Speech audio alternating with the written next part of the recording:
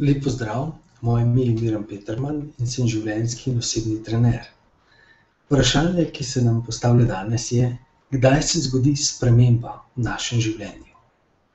Sprememba v našem življenju se lahko zgodi v dveh primerih. Ko nekaj novega pride v naše življenje ali ko nekaj novega pride znotraj nas samih.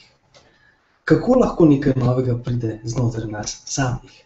Če si vzamemo čas in opazujemo sebe, analiziramo, delamo na sebi in pridemo do novih zaključkov. Ali pa, če dobimo neke nove informacije. V življenju nam nekaj ne gre, če ne razumemo življenja. In ko dobimo novo znanje, ko to novo znanje začnemo upoštevati v svojem življenju, ga spravljati v življenje, kot rečemo, potem se stvari začnejo spreminjati okrog nas. V vsakem primeru je to aktivni proces. Včasih kdo reče, si bom vzel čas in bom samo opazoval življenje. Ampak to ni dovolj.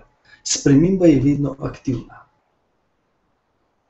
Naša sprememba pomeni, da delamo na sebi. Kaj dejansko spreminjamo? Spreminjamo svoj pogled na življenje.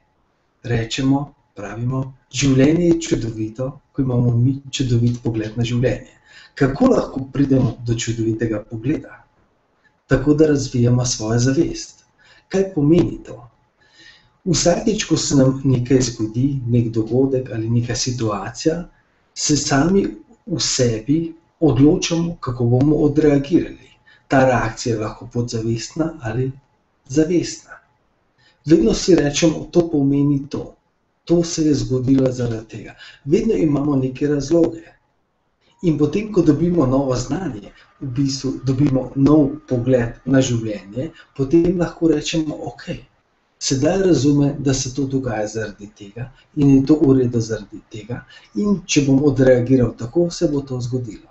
In dejansko na ta način ves čas treniramo svojo zavest, ves čas treniramo sebe. Zato dejansko ta proces ne imenujem življenjsko svetovanje, ampak življenjski trening. Trenirate pač lahko sami, lahko trenirate z osebnim trenerjem, lahko preberete knjige. V vsakem primeru treba je delati. Treba je trenirati in treba je iti v akcijo. Veliko akcije in srečno.